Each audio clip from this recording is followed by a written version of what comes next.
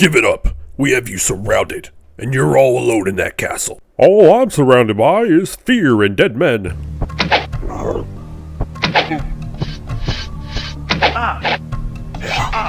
Pathetic. Before we get started, I just want to thank my wonderful community for what they've done for me. We started this channel a month ago and I've already almost reached 200 subscriptions, and you guys voted on this video to actually come out, and I was very surprised that I even got as many votes as I did. I didn't expect to really get many votes, let alone the ones that I did get. I got 74 votes for this game, and so I just want to let you all know that I really appreciate you. You guys have really made this a very fulfilling experience, and I appreciate you all taking the time to actually listen to me. You guys make these videos worth it, so I just wanted to let you all know that I appreciate you all, and you are the reason that this video is possible.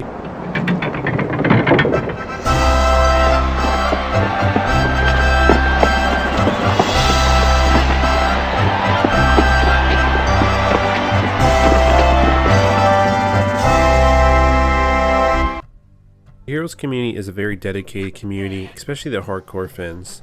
Now, a lot of them sing the praises of Heroes 3 more than anything else, but I do see some love for some other ones out there every now and then. One of the games I don't hear too much about, though, is the original Heroes of Might and Magic. I have always wanted to sit down and play through the entirety of Heroes of Might and Magic just to see what every game was like, since I mostly only played 3 and 5. Aside of some of the later entries, I haven't played every single Heroes of Might and Magic, so this was a new experience for me completely. Released in 1995, Heroes of Might and Magic is a part of a different generation where PC gaming especially didn't really have a AAA scene. So anytime I look at any game from the 90s, it's always a very interesting experience because you never know what you're going to get. Sometimes you get a very experimental, unique experience that isn't always like the best because it doesn't have good controls. Maybe the control scheme is really wacky and weird and just doesn't feel natural or right. Or maybe you can't really change the graphics too much to your liking and there's certain things that are bothering you. Or maybe the game doesn't really have a well executed formula to it. Maybe they had some good ideas, but the formula just isn't quite right because they don't have any predecessors to learn from. With no real established formula, a lot of times developers were taking shots in the dark. The reason I say all this is because I think it's very important to have that into perspective. Whenever I play any game that's older, like from the 90s or before, I try to make sure my expectations of it are fair. It can be very hard to let go of our biases, especially when we live in a time of luxury when it comes to gaming and entertainment in general. We definitely take for granted these days that you can basically buy and pick up any game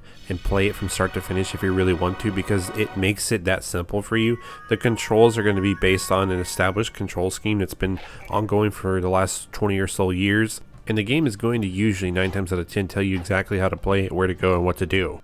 Now, I'm sure you're probably thinking at this point, Java, I came here to watch Heroes of Might and Magic 1. Tell me more about that. And trust me, in a few seconds we'll be talking about the game. I just want to make sure you understand the mindset I am taking to approach games like this when I do talk about them and I've never played them before. Especially considering this game is about 30 years old at this point, I want to make sure that I remove as much of my own bias as I possibly can. Now, it's impossible to completely and entirely remove your own biasness, but I am going to do everything I can to give this game a fair shake and not just write it off. So I will be trying to avoid doing any comparisons. If I do talk about any of the later entries, it'll be mostly to talk about potentially the evolution of the series, but the video is supposed to mostly be focused on the original Might and Magic. Alright, now we're nearly 3 minutes of this video and we haven't really talked about the game, so let's get started. So, I was in luck. When you guys voted for this game, it happened to be on sale, so I went and grabbed it along with Heroes 2. Heroes 1 and 2 are the only two from the series I didn't actually have, and that was because I figured with Heroes 3 being as good as it isn't worth really getting the older versions, because I thought, hey, what's the point in that if there's already a superior version, right? So after I purchased the game and it loaded up DOSBox, I was a little concerned at this point because every game that I've ever played in DOSBox, it usually doesn't go super well for me, mostly because that usually indicates to me I'm going to probably either have some emulation issues or I'm going to be fighting with the controls to figure out how to actually play. And then I'm going to have to actually look up how to play the game because there's not going to be any real tutorial, because a lot of games back then, you just had like a user manual and that was about it. But again, I told myself, let's leave the biasness at the door and let's see what this is actually about. So my first surprise with the game was the graphical art style when I first launched it. It has a very whimsical nature to it. It's very fairy tale like in my opinion. And I'll also preface this, I did no background research on this game before I actually played it, so I saw no footage, no screenshots, and I have no idea how it's supposed to play other than my previous experience with later installments in the series. So when I initially saw the cover art, I was actually expecting an art style similar to Heroes 3, but no, this game is very different in its art style and even how it kind of portrays itself. If you really want to have an idea of how much the game series has kind of evolved over the years, just look at the ESRB rating for both Heroes 3 and Heroes 1. Heroes 1 is actually rated E for everyone, whereas Heroes 3 is rated T for teen. The game launches to this bright, cheery, celebratory music where 4 lords come out, which is a representation of the 4 factions, and all the different monster units you can acquire are outside of it cheering for their respective lords. This immediately paints a clear picture that this game is not going to take itself too seriously and that they want you to have fun. It is very impressive to me that this little tiny intro that the game has conveys so much of the game's soul already to you. Now, I didn't really see any tutorials for me to play through, but there was one in the game. I just completely missed it. I normally go to scenarios first when I play any kind of game like this to kind of test the waters and get my feet wet, but this time I just jumped head first into the actual campaign, which I didn't know that the campaigns were all pretty much the same. It just, depending on what you choose, depends on your faction that you start out as. So initially I chose the first one that popped up on the campaign list, which was the Knights. So the Knights were the starting campaign that I actually played through for a bit, and I will say this. Upon researching the game after the fact, I found out the Knights are actually the weakest faction in the game as far as whenever you first start out, because they are much harder to play as they are a much slower playstyle, and the game really does want you to kind of rush early on if you want to get a head start against the enemy bots.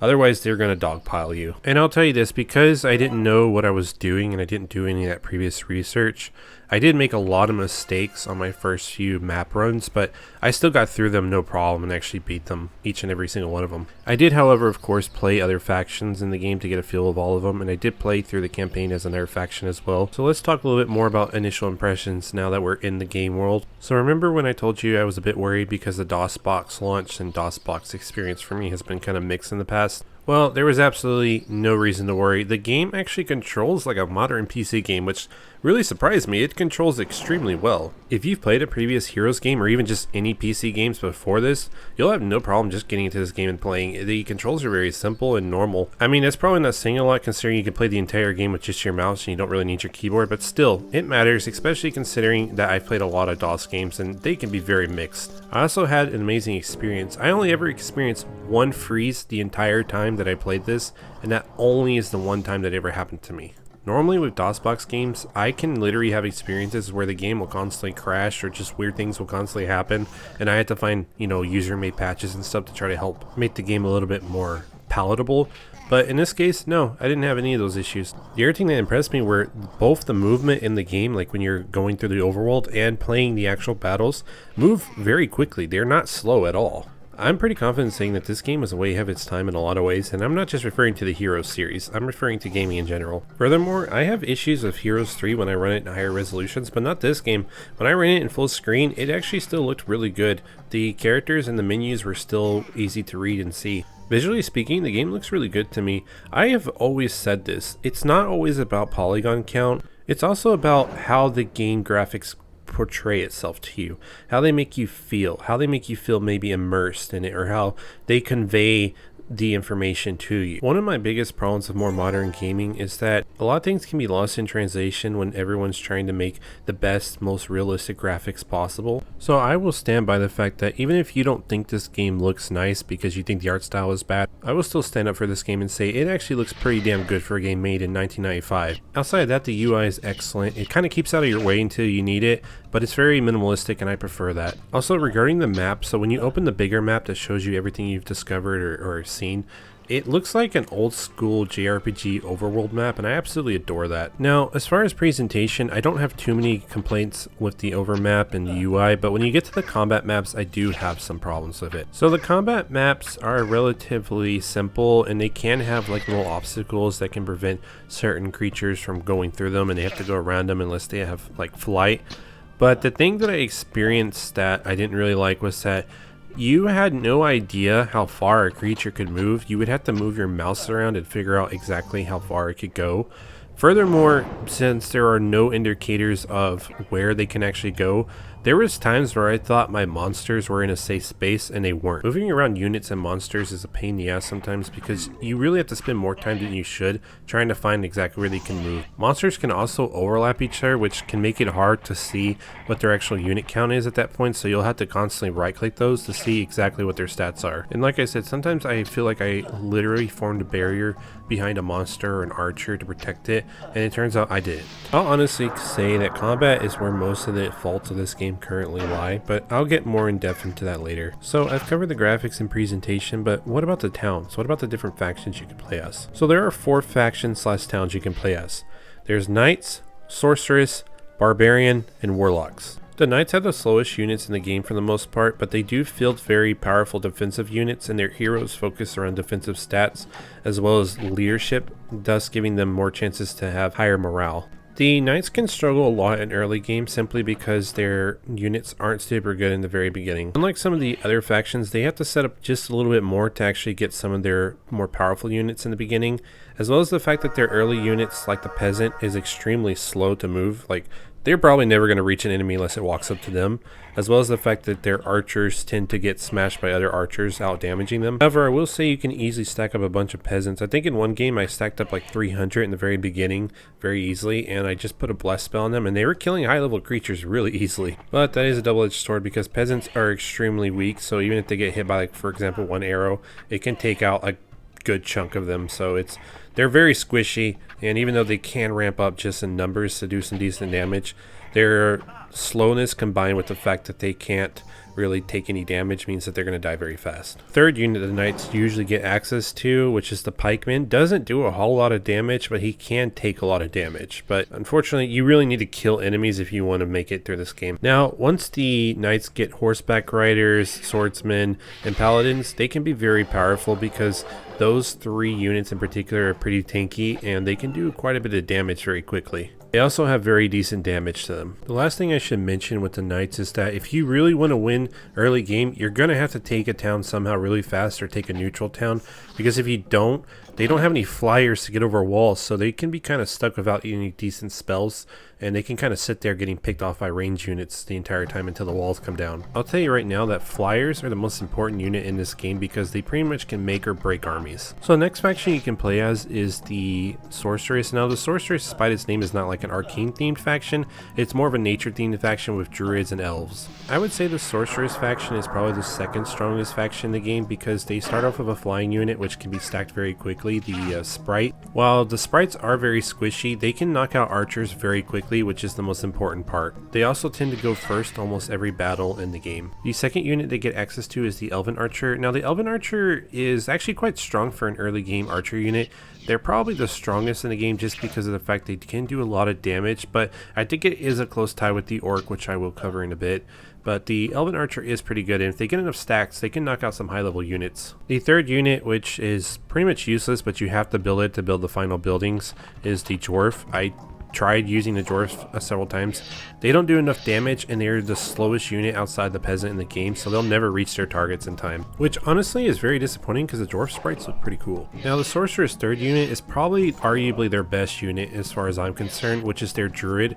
Their Druid unit is very tanky. It can actually take quite a bit of hits. They can still do good damage even in melee, but they're excellent ranged snipers. They will knock out stronger enemy types very quickly. Their damage can ramp up. If you somehow get lucky against the enemy and you're not dealing with any flyer types, then you can quickly knock out a bunch of them between the Elven Archer and the Druid before they can ever do anything. The next unit is also really good. It's the Unicorn unit, and the reason why the Unicorn is so good in the game is because it has a chance to paralyze its enemies, and honestly the Unicorn is also very tanky for some reason. I think it's one of the more tanky units in the game. Every time I've had to fight one, it doesn't die easy. I was fighting a Unicorn with a stack of dragons, and the Unicorn was holding its own for quite a while. The final creature they get is the Phoenix, and the Phoenix is one of the best creatures in the game. The Phoenix is a flying unit, so it's automatically really good. Its attacks also have an arc to it, so anything behind the Phoenix's initial attack, so for example, if there is a unit in front of the Phoenix and the Phoenix attacks and there's a unit behind that said unit, the Phoenix will hit both units, which is super good. So the Sorceress is a very strong faction. The only two things I would say is most of their units,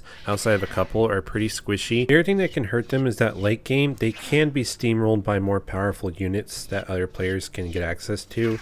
so that can make it a bit more difficult, and if you don't have proper positioning with some of their units, they can get locked down easily too. The third faction is going to be the Barbarians. Now, in my opinion, they're about the middle ground. They're not the best, but they're not the worst either. I will say though, when it comes to playing all the factions, I think they're my least favorite to play as. Early game, I would say they slightly etch out the Sorceress and the Knights, of course, but in late game, I would say they struggle a lot more if they don't have a better town. The positives are, I would say their units are probably the cheapest in the game, as well as their town to get going. So you can usually get up most of their unit buildings within the first week if you know what you're doing. But that's also the problem, because their units don't tend to be very good at anything in particular. For example, their starting unit, the Goblins, they tend to have okay speed, but they're very squishy, similar to the Peasant, just slightly more defensive.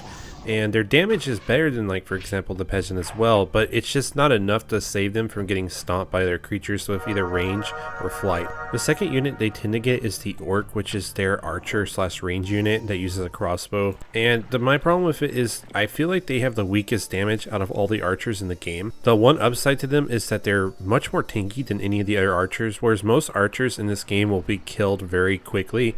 The Orc can tank a bunch of hits. Now you might be thinking, what's the point of an archer unit if it doesn't do a lot of damage? And we'll get into that, but the Orcs do have a very specific use, and I find them very useful in that regard. The third unit they get is the Wolves. Now, the Wolves are actually the ones I try to build first before I build the archers, because they have really good speed, which is really important, but the second thing that's really good about them is their damage.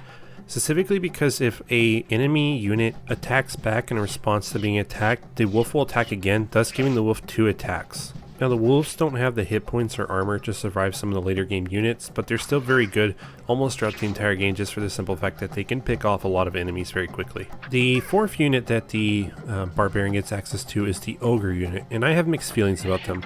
On one hand, the Ogre unit is very slow like the Dwarf. On the other hand, it actually has the damage to back up said slowness. I would say the Ogre has its uses, but it just depends on a few factors. 1, what are you up against? 2, are you defending or attacking on a city map? And 3, what kind of spells do you have? If you're up against something melee heavy, say a knight team, then the Ogre can do very good damage to the knights and break through their armor, as well as tanking hits from the knights. They are also very useful in a defensive position when it comes to towns, because their large size can prevent bigger flyer units from getting into the town to fight you. This can really limit how much the enemy can throw at you during a town battle, so that prevents you from getting overwhelmed by a bunch of flyers, as well as the fact that he can easily smash most flying units. However, if he's on a wide open battlefield against Sorceress units, he doesn't have much of a chance against all their range units unless you have a way to lock them down, and he's likely not going to reach anyone on time anyway to matter. The second issue he's going to have is if he comes into contact with anyone that has very good CC spells, because they're going to be able to lock him down as well and avoid him. The next unit they get access to, and it's arguably their best unit, and it's the Troll. The Troll is a range attacker. It does have a decent melee attack, but it's mostly a range attacker, and it throws boulders at people, and it does a lot of damage, so they can take out enemies very quickly. Now, what can go wrong with them is if they get locked down by spells or flying units, or any unit for that matter,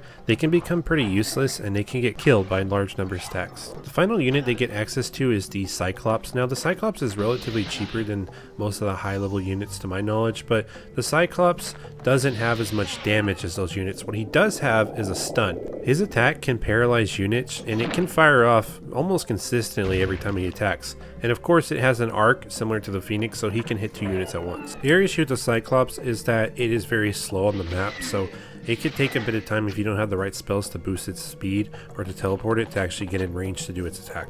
Early game, I would say Barbarian is okay, mostly because of the fact that their faction is very tanky, so it's going to be hard to get rushed down by other units and other towns, because they can, quite frankly, outlast a lot of the early game units' damage, because they just don't have the damage to put out to kill a lot of their units quickly. But on the other hand, the lack of damage and speed in battle maps does make it hard for them to rush down players in the early game. However, I will say this. The Barbarian has the fastest speed on the overmap, so they are very good at picking up and collecting things, and as well as the fact that if you have a slower army, they can help boost the speed up a bit for them. Late game, they're going to have the proper tools to win battles, but they're going to need some backup, usually through the form of spells or some other unit to help lock down enemy units, so they can actually do damage with their trolls or get their Cyclops in range to do damage as well. Now, last but certainly not least is the Warlock faction, and I'm going to tell you right now, they are the most powerful faction in the game by far. It's not even close. For whatever reason, almost all the best units in the game come from the Warlock town. Now with the Warlock, resources and gold are really important because their towns are the most resource intensive, but their units are so good it makes up for it. You see, remember when I said flying units are the best units in the game? Well, the Warlock has 3 of them in its faction. They also can get access to 2 of those 3 flying units at the beginning of the first turn. From turn 1, the Warlock is going to have 3 sets of units. One is going to be the Centaur, which is their range unit. The second one is the Gargoyle, which is a flying unit, and it is very strong because not only can it get across the map and it usually goes first every single game, but it also does very good damage and it can tank a bunch of hits. So right from the get-go, the Warlock is able to lock down most range units. And then the second unit they're going to have access to, which is also another flying unit, like I said, is the Griffin.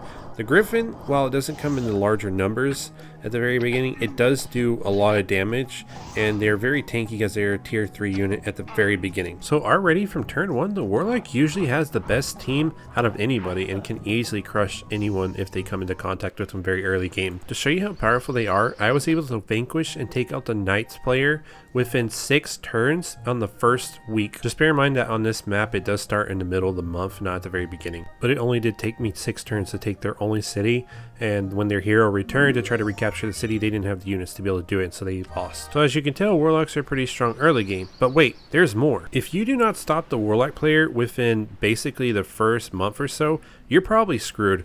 The Warlock player gets access to the strongest creatures in the entire game in late game. They get access to the Hydra, and they get access to the Dragon. So the Hydra is really powerful because it can attack every single unit that's around it. So if it gets surrounded or it gets in the middle of a bunch of units, it can attack them all at once. To compensate that, the Hydra is very slow, but it doesn't matter. Just get the teleport spell and you can teleport the Hydra wherever you want. Teleporting Hydra is like the best strat in the game outside of just getting the Dragon. If you get dragons, good luck. There's almost no units that can stop a freaking dragon, let alone if you get a stack of them. To put into perspective how powerful dragons are in the game, I was able to field heroes that only had 3 to 4 dragons on each of them and no other units, and they were able to take entire towns by themselves. I had a dragon fight a huge group of druids, a character that I told you is very strong and does good damage, and they could not kill one dragon. If you recruit a knight hero and put the dragon on the knight, the dragon will get even more defenses since knight heroes tend to have higher defenses, thus making the dragon even more difficult to kill. And their damage is insane. Not only does their damage also have an arc, meaning they can hit 2 enemies at once, but they can clear out most stacks in 1 turn. Seriously, when I say you can bully people with dragons, they can basically win the game by themselves. Once you get dragons, every other player might as well just give up because they really don't have a chance. In fact, the AI will almost certainly flee every single time you bring any dragon to a fight, and they will not attack towns that have dragons in them. The Warlocks do have one other creature I didn't mention, which is the Minotaur. The Minotaur are decent melee units, but I don't care for them too much because by the time you can make Minotaur, because they're so expensive anyways, you're already making Hydras, which I definitely prefer over the Minotaur. The only thing I do like about the Minotaur is you can pop them on like a secondary hero who's mostly doing exploration and picking up stuff off the ground, and the Minotaurs can clear most units on the map board that aren't high level units very easily. So as you can see, Warlocks are pretty powerful. In fact, after I kind of played through a lot of this game and did the campaigns and stuff, I went back and researched what people said about the game, and literally people said that one of the strategies as a knight player was just to go capture the Warlock town as soon as possible so you can get the Warlock units. I mean, isn't that something? They're basically saying that your town is so inferior to the Warlock that the best optimal strategy is just to go steal the Warlock's town as early as possible, and I find that kind of hilarious actually. Bear in mind, I do feel like people underestimate the Knights. I played a good chunk of them, and even in the worst situations when I did everything wrong, I was still able to succeed with them and win fights. Now that we've kind of talked about the factions, I think now is a good time to talk about the AI. Enemy AI in this game is very one-track minded. Remember when I said that the Orc Archers have their uses? Well, here's their use. The fact that they're so tanky means that they're very good at distracting the enemy.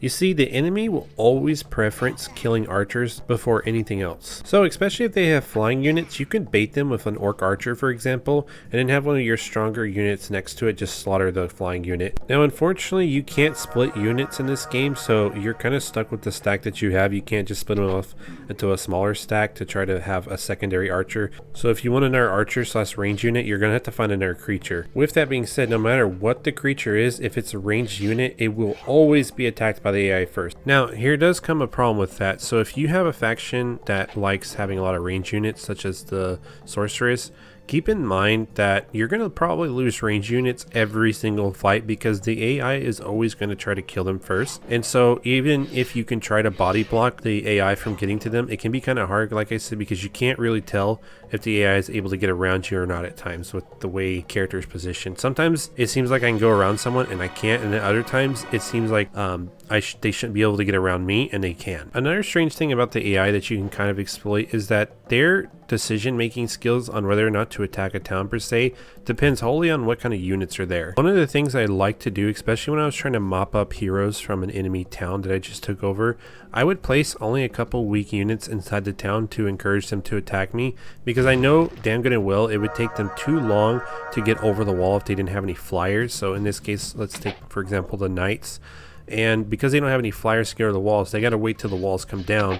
But most of the time, the automatic arrows that fire every beginning of the turn that you have will kill almost every creature the enemy has before they ever get into the walls, because it does so much damage. I also can't tell you how many times I saw the enemy AI coming after me to take over my town, and then I would just field in some like harder units.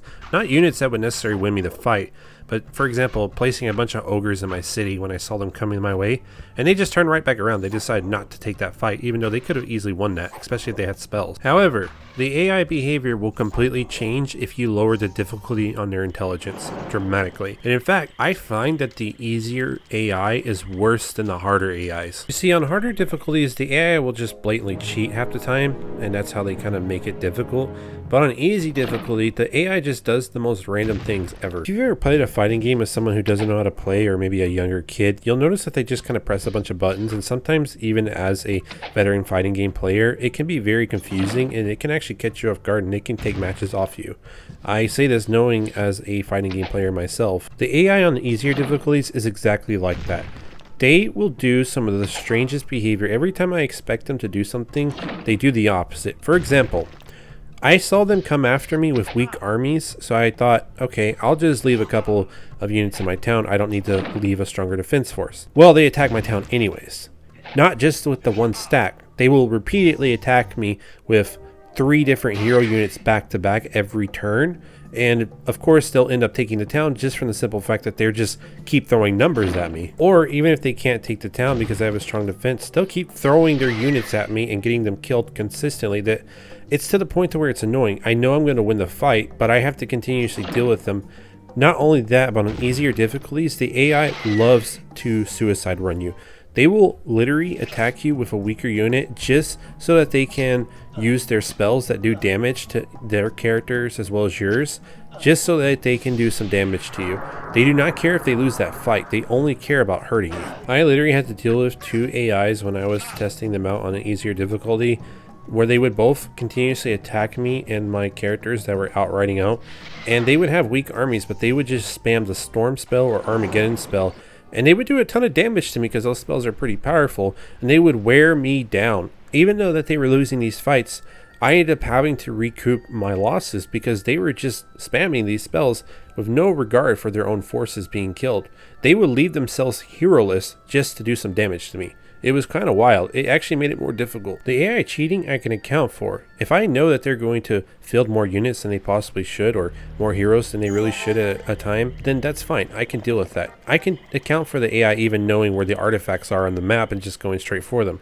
But I can't account for the AI just doing God knows what to get at me, even if that means, kamikaze attack. Now, I'm not sure exactly to the lengths that the AI will cheat, but I will say this, that on the harder difficulties, I would knock out one of their hero units only for them to spawn in front of me from their little town if I was about to attack it. 3 other hero units almost on the same turn, and they would have almost full stacks on each one of enemies to fight. Like I said, I don't know the extent that the AI is allowed to cheat or whatever, but I do know that they do obviously cheat, and it's not very well hidden. I will say this though, in order to manage the AI, you're gonna probably want to be able to at least knock out one of them before the first month is up, because if you don't, there's a very good chance that they are going to get large stacks of enemies very quickly, and they're going to steamroll you because they tend to target the player regardless of the fact that they are supposed to be fighting each other, they tend to focus on the player. My recommendation, honestly, is to take out the Sorceress or the Warlock first because of their powerful units and you can take them for yourself. Now, I do want to talk about the campaign, and it's going to be very brief. The campaign doesn't have much of a story at all. You basically get a little snippet of information before each little campaign map, and it's basically just a scenario explaining to you what your objective is. It's no real different than going into the scenario mode and just picking a scenario. The only difference is at the very end of it, you'll get a little cutscene saying that you won. I will say though, the good thing about the campaign is that it does kind of teach you some stuff if you're new to Heroes of Might and Magic. However, the bad thing about it is if you're not new, it's absolutely infuriating sometimes. I'll give you an example. On mission 3, your task is to find a hidden artifact that's buried. Well, in this game, there's obelisks on every corner of the map, and there's a ton of them. So it can take you a long time to complete the puzzle, so you gotta spread out a bunch of heroes. But the thing is that it would be much quicker to take out the enemy in order to actually win, but you need to find the artifact to win. And the AI can cheat and will know where the artifact is without getting all the obelisks. The campaign can be fun and at times challenging, but if you just want to play the game, scenarios are probably a better way to get into it just because there's more variety and you can pick what you want to do that time. Sadly, I just don't have much to say about the campaign because it's just not very in-depth and doesn't really have a story to it. So because there isn't much of a story to talk about, and I've pretty much covered what the entire game is about, it is Heroes of Might and Magic for all intents and purposes. If you play later entries, this is not going to be that different to you. However, I will say this, the gameplay is more simplistic with less mechanics than the later entries. In a lot of ways, I think that can make the game more palatable to someone who hasn't really played Heroes of Might and Magic yet, because it's much easier to get a grasp on things when it's more simplistic. And I think it does a good job of preparing someone for the future installments of the game franchise, because honestly, after playing this, I feel like I'm going to enjoy the other installments even more than I did before. If you want to know how good this game really is, I stayed up till 5 a.m. the other night playing this game without realizing it. That's how good it is. It is literally just another turn, just another turn. Even though it's the very first Heroes game, it is still fantastic, and I still think it is a very good way to experience the series, even if it's your first time. Another thing that really impressed me too was the sound effects and music. The music is actually superb. I really enjoyed it, and I never got tired of it, even though the music selection is probably a little scarce. As well as the fact that the sound effects sounded really good for a DOS game. If you were to ask me if you should play the original Heroes of Might and Magic and if it's worth it, yeah, even if you're a veteran of the series, it's worth it, and if you're not a veteran of the series, it's still worth it. This game is phenomenal, and I would recommend it to pretty much anyone to get into the series with. With all that being said, this has been Java Chawa. I hope you enjoyed the video. If you did like it, please let me know, and don't forget to subscribe. Take care and have a wonderful rest of your day.